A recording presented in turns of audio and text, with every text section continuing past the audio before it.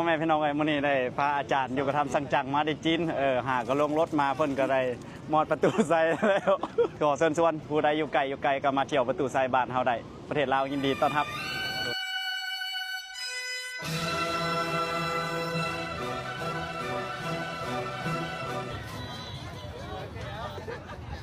ไปลอกอะไรกัน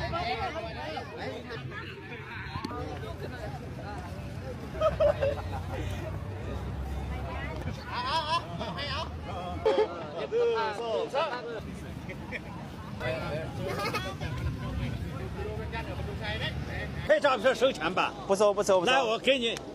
黑张照嘛，跟着你。可以嘛可以嘛วันอิง来